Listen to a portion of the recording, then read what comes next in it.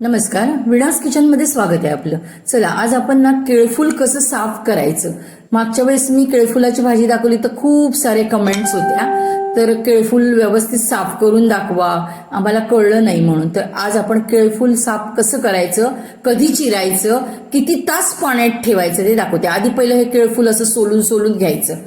हे बघा, आता मी ह्यांना काय म्हणतात ना, वरच्या ज्या पाकळ्यासारखं आपण काढतोय ते मला माहित नाही, नाव नाही माहिती मला, कमेंट करा तुम्ही. तर हे आतला भाग बघा, एवढा पांढरा होईपर्यंत हे केळफूल सोलायचं. आता हा वरचा भाग आहे ना, हातात दाखवते, हा फेकायचा. हे आतलं आपण सगळं काढून घ्यायचं. ऍक्च्युली ह्याचे केळे तयार होतात, पण ठराविक दिवसानंतर ह्याची केळी बनत नाही. मग हा भाग आपण भाजीला वापरतो, केळफुलाची भाजी म्हणून वापरतो ते. तर हा बघा, मी दाखवते ना तुम्हाला. ह्या ज्या केळ्यामधचा हा एक कडक भाग असतो बघा, असं देठ असतो आणि हे नखासारखं असतं, ते काढून टाकायचं. हे बघा, इथे मी कचऱ्यामध्ये पण दाखवले आणि हे जी पानं आहेत ती सुद्धा दाखवलीत. हे बघा, तर ते पण आपलं कवर असतं ना केळफुलाच्या वरचं, ते काढून टाकायचं, फेकून द्यायचं.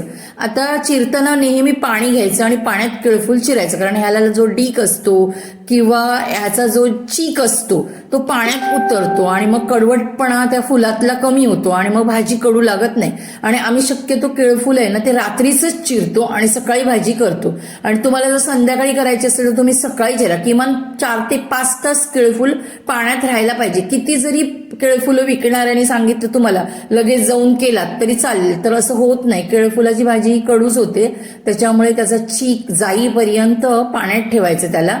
आणि जेव्हा आपण हे धुणार ना, ते अगदी व्यवस्थित 2 पाण्याने दाबून दाबून असं चुरून चुरून पाणी काढायचं त्याच्यातलं आणि ते 2 वेळा धुवून पिळून घ्यायचं घट्ट, जसं आपण मुळा पिळतो ना मुळ्याची भाजी तसं. तर आता केळफूल बघा, मी कुठपर्यंत चिरत चिरत आणले, म्हणजे तो आतला जो भाग आहे ना तो मी एवढा असा व्यवस्थित चिरत आणलाय. आणि ह्याच्या आतमध्ये जे सगळं असतं ना ते अगदी कोवळं असतं, त्याच्यामुळे पटकन शिजलं जातं. काही टेन्शन घेऊ नका, फक्त चिकटपणा असतो. हा देठ फेकून द्यायचा त्याचा. आता आपण बघा, हे जे फुलं काढली आहेत ना ती आता व्यवस्थित चिरून घेऊया. हे बघा, ऍक्च्युली ह्याची केळे तयार होतात, पण ठराविक दिवसानंतर होत नाहीत, मग ते केळफूल आपण काढून भाजीला वापरतो.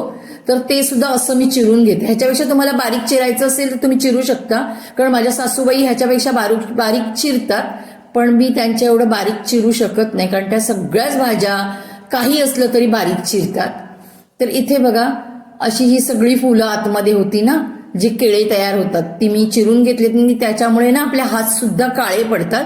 तर आता आपण एका रात्रीसाठी हे पाण्यात असंच ठेवायचं. ह्याच्यात तुम्हाला भाजीमध्ये, आता भाजी जर तुम्हाला बघायची असेल तर आपल्या चॅनेलवर आहे कशी बनवायची, तर तुम्ही तिथे जाऊन बघू शकता. हे बघा, हे दुसरं फूल. माझ्या बागेमध्ये 1-2 केळ्याची फुलं तर 15 दिवसांनी